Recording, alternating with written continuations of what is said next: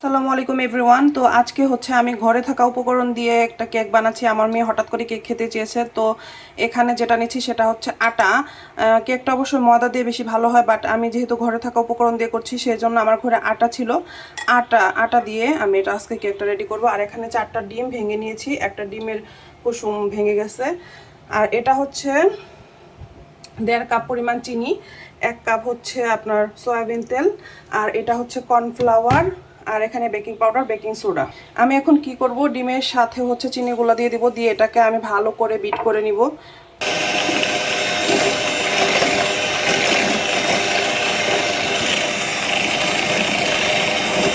এটাকে আসলে নির্দিষ্ট সময় নেই, জাস্ট চিনিটা গলে যাওয়া পর্যন্ত ভালো করে বিট করে নিলেই হবে। আর দেখতে পাচ্ছেন একদম একটু কালারটা চেঞ্জ হয়ে গেছে, ডিমের কুসুমের যে ইয়েলো ভাবটা থাকে সেটা একটু হোয়াইট কালারের দিকে চলে গেছে। এইটুকু হলেই জাস্ট হয়ে যাবে। এখন আমি এই যে 2 কাপ যে আমার আটা ছিল সেটার জন্য হচ্ছে আমি 1 চামচ ভরে ভরে বেকিং পাউডার, আর এখানে একদম সামান্য 1 চিমটি পরিমাণ হচ্ছে বেকিং সোডা দিয়ে দিব। আর কর্নফ্লাওয়ার দিয়ে দিব হচ্ছে 2 চামচ। আর আমি যদি এটাতে ময়দা দিয়ে বানাতাম তাহলে আমি কর্নফ্লাওয়ার দিতাম না, কর্নফ্লাওয়ার দেওয়ার প্রয়োজন ছিল না। আর সবগুলো মিষ্টির স্বাদ ব্যালেন্স করার জন্য এখানে সামান্য হচ্ছে লবণ দিতে হবে, লবণ। এখন আমি এগুলাকে একত্রে মিক্সড করে দেন এটাকে আমি ভালো করে চেলে নিব। দেখতে পাচ্ছ খুব ভালো করে মিক্সড করে নিয়েছি। এখন আমি এগুলাকে আমার সমস্ত মিশ্রণগুলো চেলে নেওয়া হয়ে গেছে। এখন আমি কেক রেডি করতে চলে যাব। এখন এটাকে আর একটু বিট করে নিব।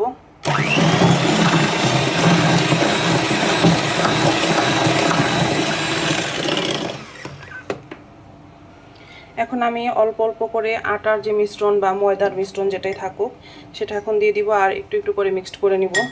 এখন আমি এভাবে আগে মিক্সড করব, তারপর হচ্ছে আমি একটু বিট করে নিব যাতে করে আউটসাইড দিয়ে ছড়িয়ে ছিটে পড়ে না যায়।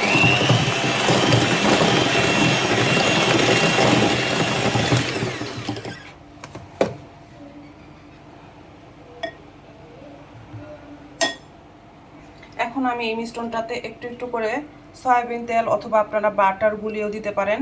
বাটারটা দিলে টেস্টটা বেশি ভালো আসে, বাট আমার ঘরে ছিল না, এজন্য আমি সয়াবিন তেলটা ইউজ করতেছি। আচ্ছা, তেলটা দিয়ে মিক্সড করা হয়ে গেছে। এখন আমি দিয়ে দিব হচ্ছে 1/2 কাপের মতো লিকুইড দুধ। তো এটা আমি একটু একটু করে দিব, 2বার এটাকে আমি দিয়ে দিব। আপনারা রুম টেম্পারেচারে থাকা লিকুইড দুধ অথবা হালকা গরম লিকুইড দুধ দুইটা ইউজ করতে পারেন, কোনো সমস্যা নেই।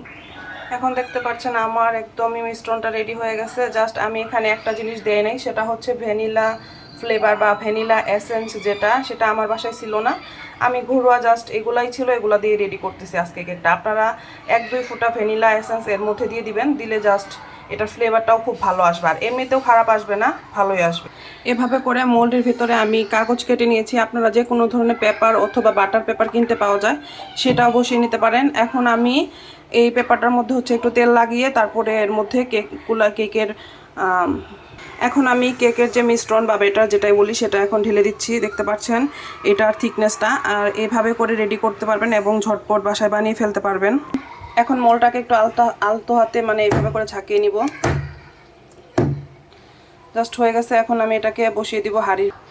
তো আমি এখানে কেক বানানোর জন্য বড় একটা হাঁড়ি নিয়েছি, হাঁড়ির মধ্যে লবণ দিয়ে দিয়েছি। যেহেতু আমার বাসায় ওভেন নাই, তো আমি এইভাবে চুলায় বানাই, তো সেটাই দেখাই দিতেছে। আর এটা আমার মনে হয় আমার যারা সাধারণ ছোট বোন আছে বা অনেকের ইচ্ছা আছে যে আমার কেক বানাবো বাট বাসায় আমার ওভেন নাই, তারা এইভাবে বাসায় কেক বানাতে পারবে চুলায়।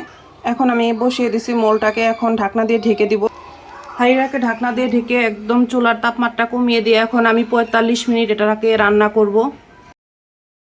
একদম কেকটা ফুলে এত সুন্দর হয়েছে, একদম হয়ে গেছে। প্রায় আমার সময় লেগেছে হলো 40 মিনিটের মতো। আর দেখতে পাচ্ছ এখানে আমি অনেকগুলো লবণ দিয়েছিলাম যাতে হাঁড়িটা পুড়ে না যায়। আর এই লবণটা ফেলে দেওয়া দরকার নাই, আমরা যখন মাছ ধুই এই লবণটা আমরা ব্যবহার করি।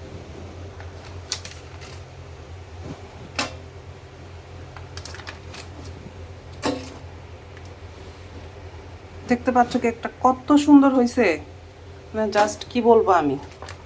আর এত সুন্দর ফ্লেভার আসতেছে আমার সারা রান্নাঘরে। কতটা সফট হয়েছে একদম, মানে হাত দিয়ে একটু চাপ দিলেই অনেক সুন্দর হয়েছে। এভাবে করে সেম টু সেম ফলো করে আপনারা চাইলে পাউন্ড কেক বা বাটার কেক অথবা উইপ ক্রিমের সাহায্যে কেকটাকে ডেকোরেশন করে নিতে পারেন। এখন কেকটা আয়াত একটু কেটে নিচ্ছে।